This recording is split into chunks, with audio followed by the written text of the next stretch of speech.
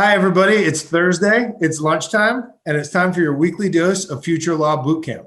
I'm your host, Joe Borstein, CEO of LexFusion and general total freak about the world of legal innovation. Today, I'm here with Bruce MacEwen, president of Adam Smith, Esquire.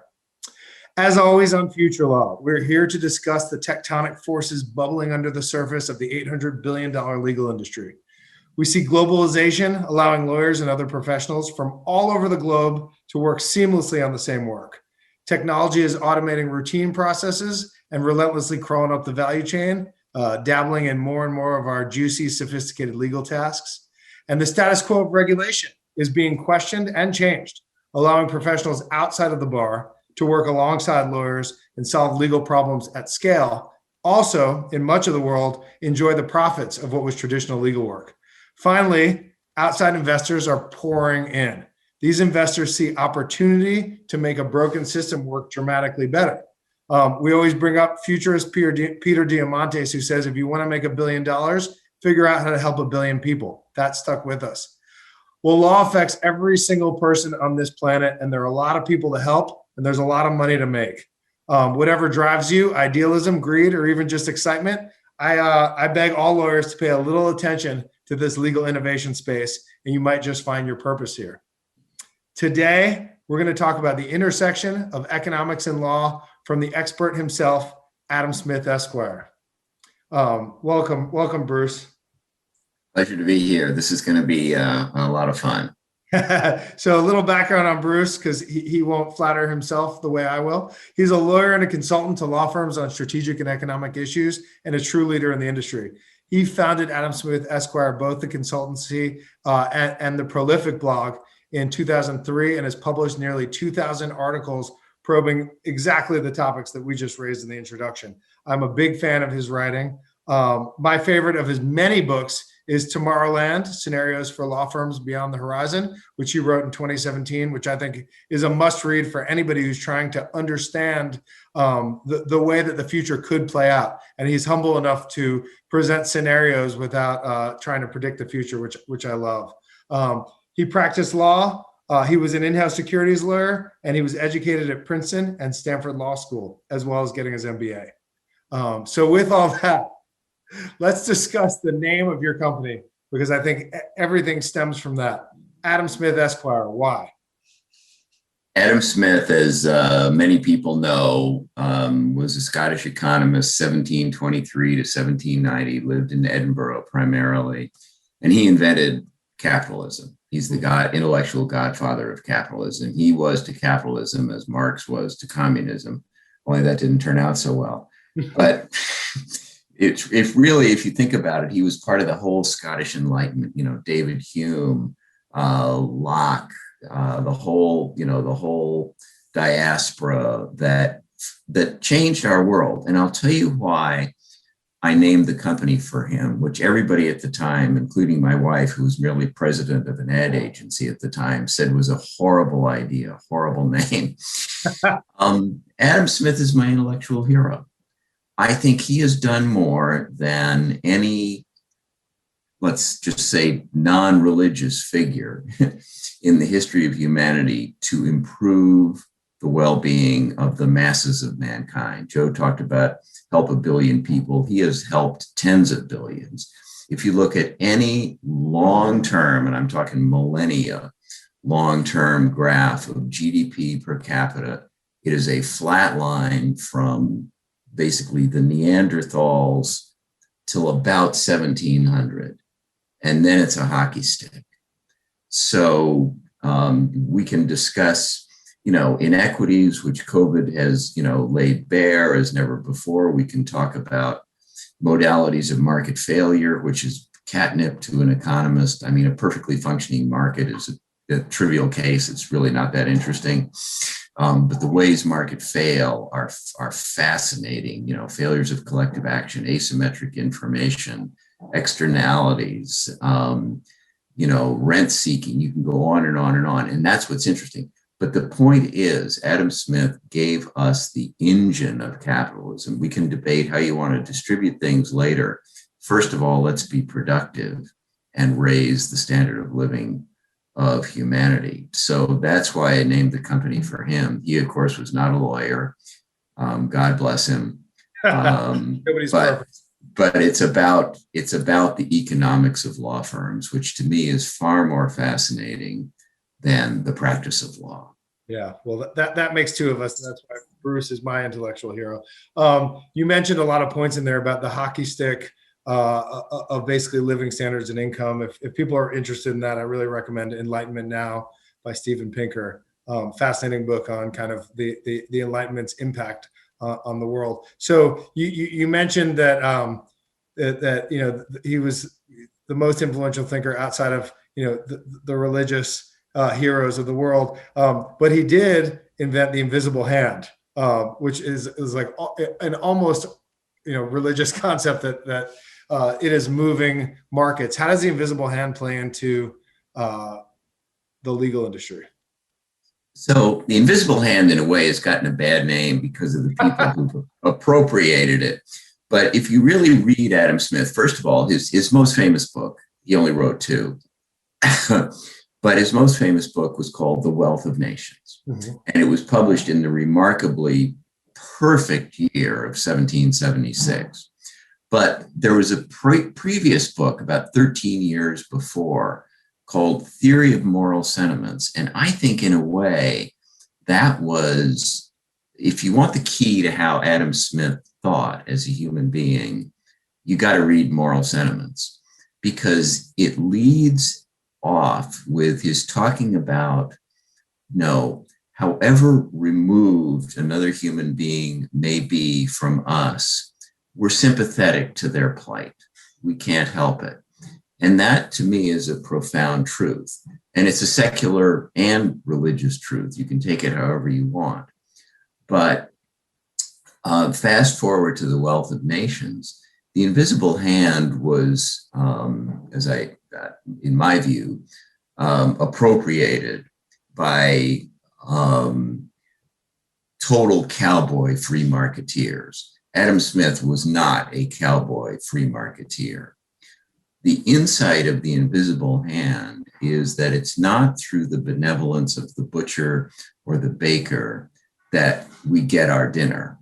It's their self-interest in baking bread, offering nicely cut, cookable meat. It's their self-interest in doing that enables us to have those goods. And it goes on and on and on. You can talk about landlords and housing. Today, you can talk about Tesla and electric cars. You can talk about law firms and legal services. But it's not because all of these people selling goods and services really, first and foremost, want to help us and are motivated for a lifetime to do that. No, they are motivated for a lifetime to put themselves to work at their highest and best use, which means the activity that the economy will reward them most for performing.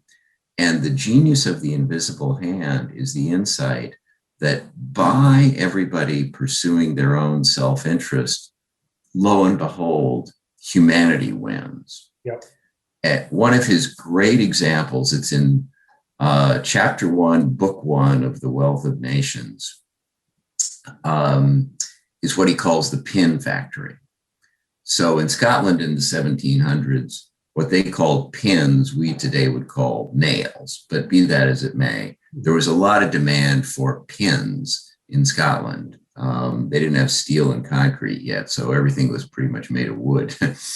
And the analogy he uses of the pin factory is, imagine how long it would take you, Joe, and me to make a pin entirely by hand by ourselves. We might be able to make 10 or 12 a day, right? Forging it, putting the head on, putting the point on, straightening it. His insight was the division of labor. Let's pretend instead of 12 people in a factory, each making pins from start to finish by themselves, you had 12 people sharing the tasks on a kind of an assembly line. Mhm. So, the first person would cut, the however much steel you needed for a pin. The second person would straighten it. The third person would polish it. The fourth person would put the head on. And you can understand that right away, you're going to exponentially increase the productivity of that factory. And that means that you can pay the workers more. It means you can charge less for pins, and builders will be able to use as many pins as they need, not as many as they could afford. It's a tremendous insight, and it has direct applicability today to legal services.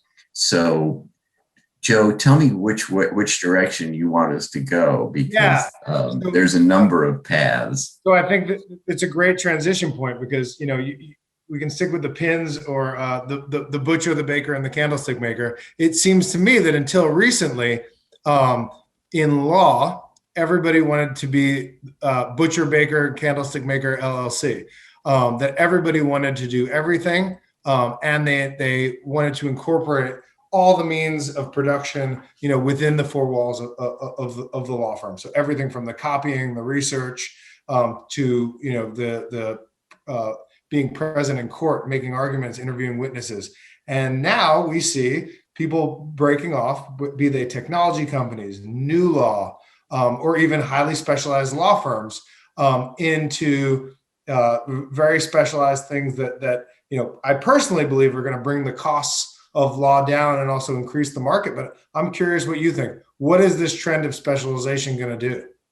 It's a great question, and it's a fundamental question that goes to the heart of industry structure, which is one of my favorite subjects, undergrad in the econ department at Princeton. But I don't know how many of you are familiar with the River Rouge plant that Henry Ford, the original Henry Ford, built near Detroit in the early 20s. The River Rouge plant was over a mile long.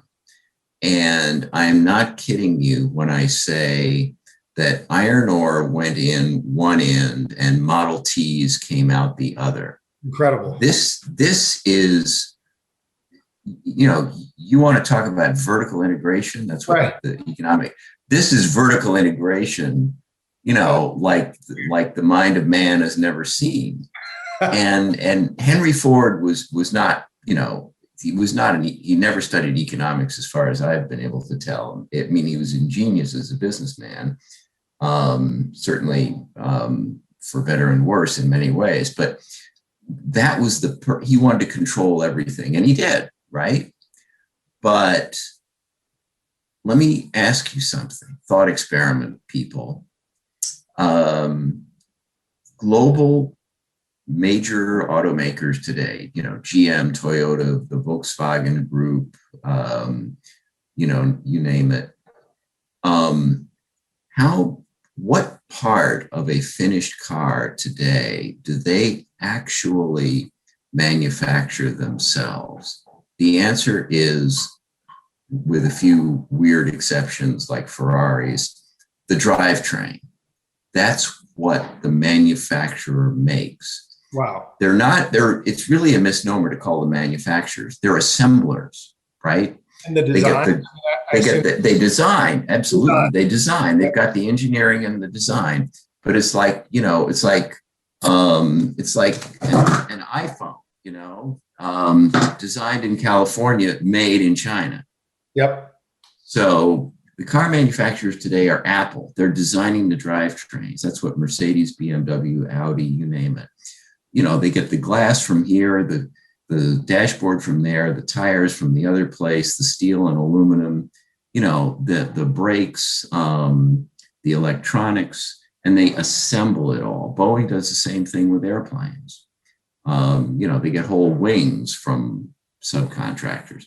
So where I'm going with this is, if the one-stop shop integrated law firm from stem to stern that Joe was describing a minute ago were the ideal industry structure, I'm asking myself why we don't have 1,000 River Rouges, and we don't. We have disaggregation. And I think that this is actually joined at the hip to the concept of the pin factory and specialization of labor. If you design the world's best predictive coding tool, search tool, you want to sell it to everybody who needs it. You don't want to keep it in-house. Right.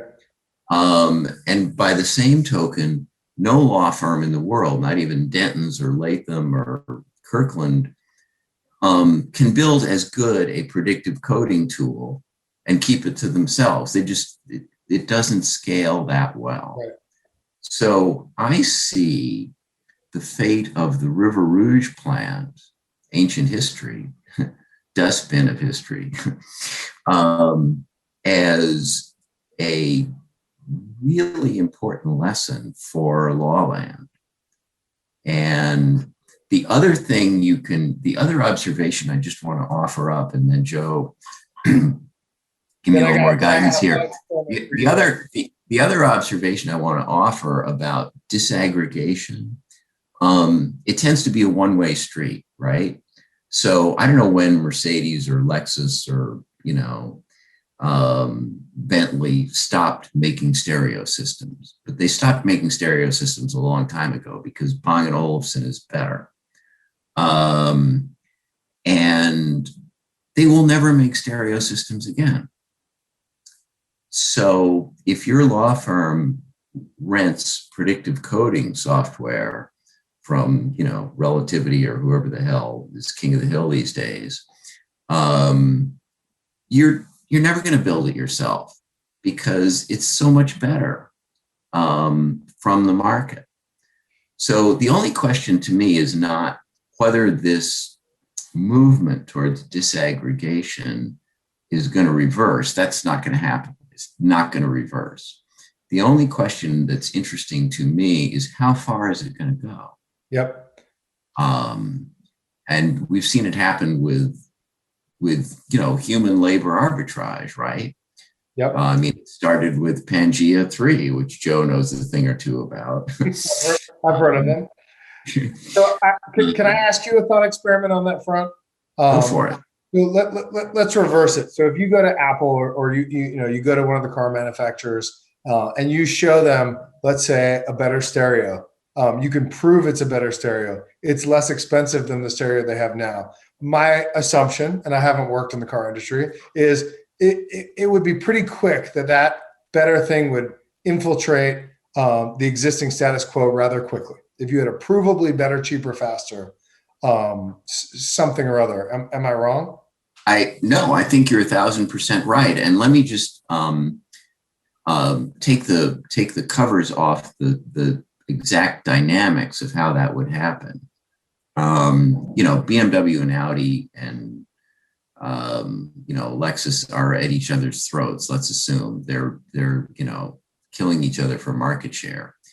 And stereos are important in high-end cars. So it's if BMW, if I had this magic stereo and I went to BMW and BMW said, yeah, Bruce, it's absolutely right. It's the best stereo we've ever heard. It's half the price of what we were buying before. BMW is going to want it. They may want an exclusive for a limited period of time because it's demonstrably better than what Lexus and Audi have. So that's the dynamic. It's not like BMW it's back to the invisible hand.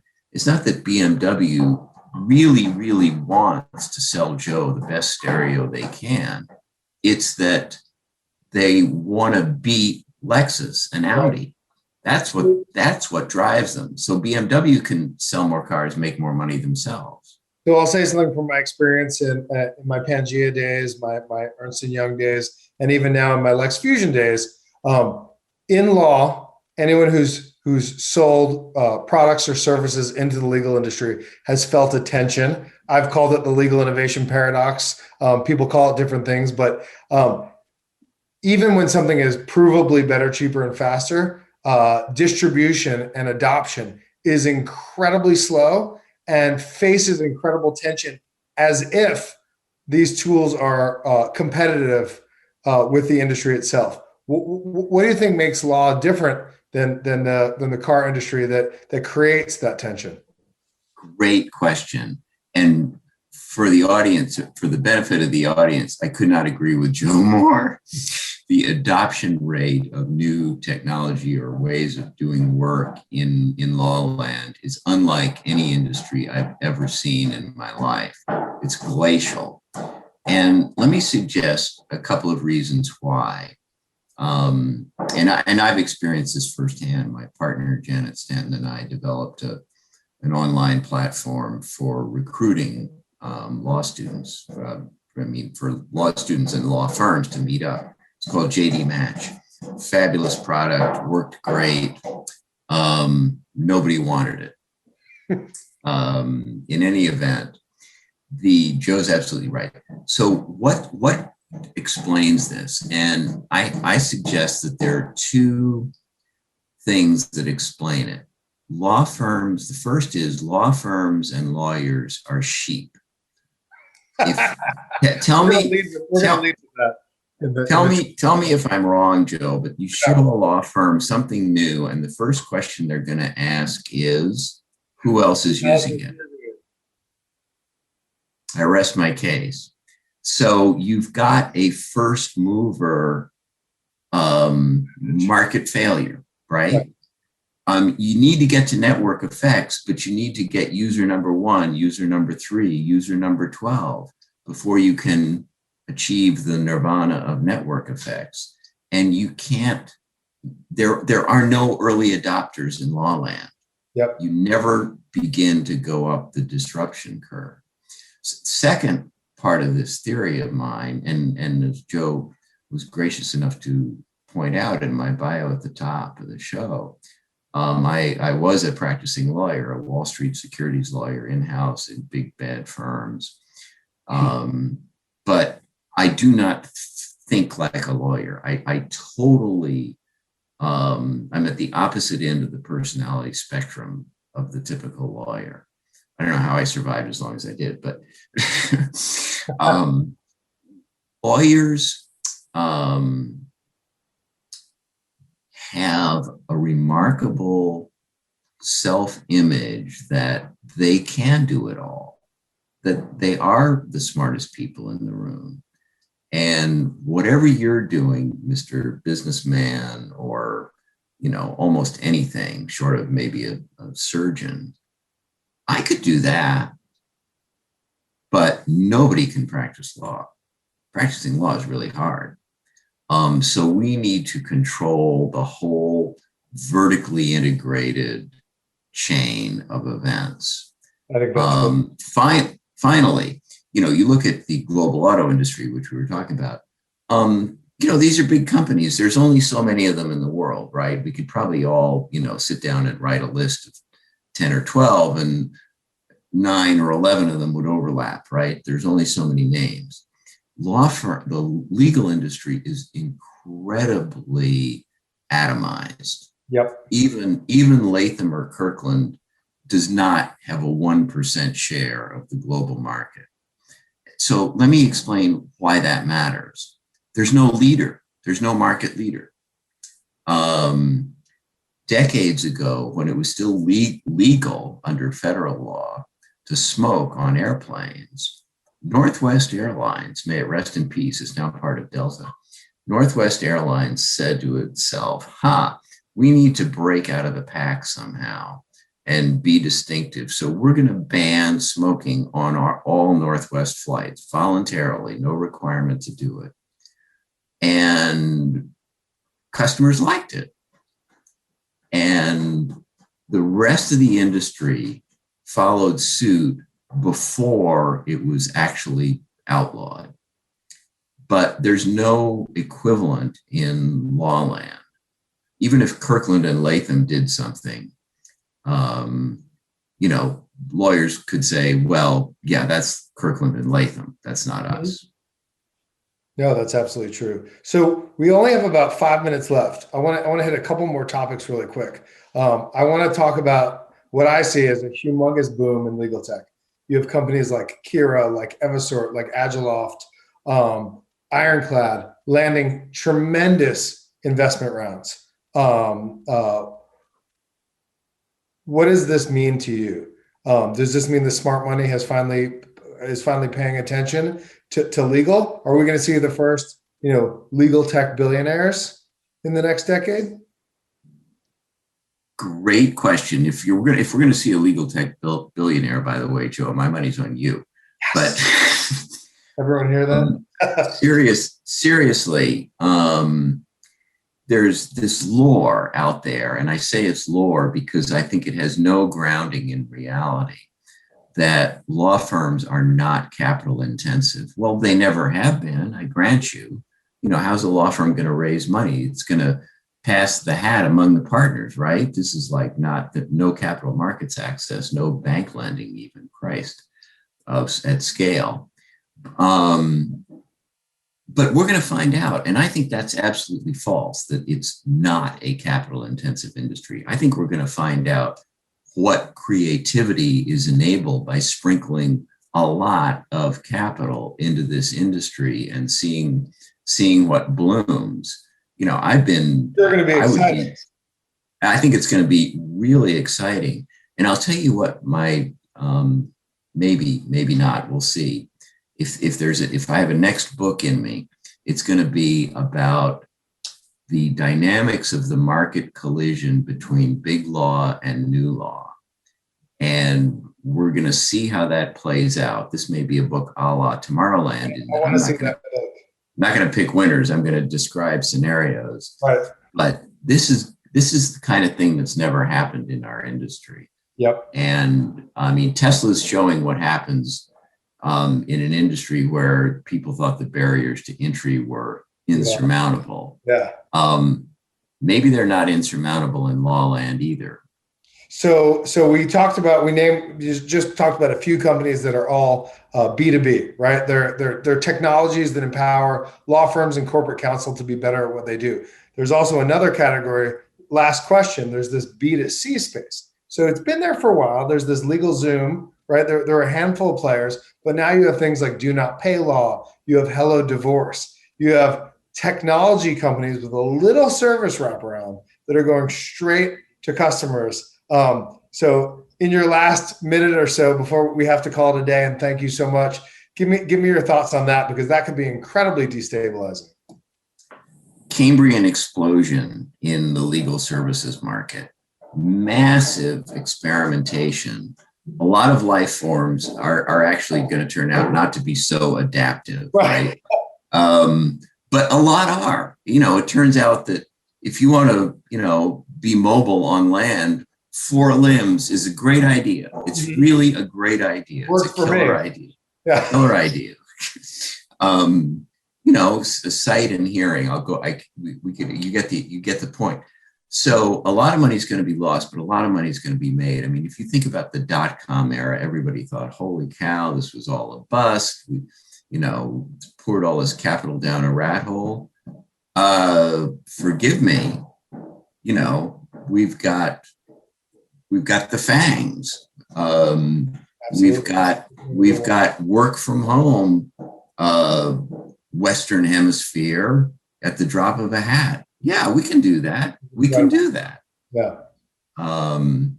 And I just think that if I were a young associate today, I would see if BlackRock or KKR needed some help, because that's going to be what's interesting. Yeah. Well, hey, this was fantastic. As always, Bruce MacEwen. Check out his books, read his blog. And I will see you next week on another Future Law Bootcamp. Thanks, everybody. And thanks, folks.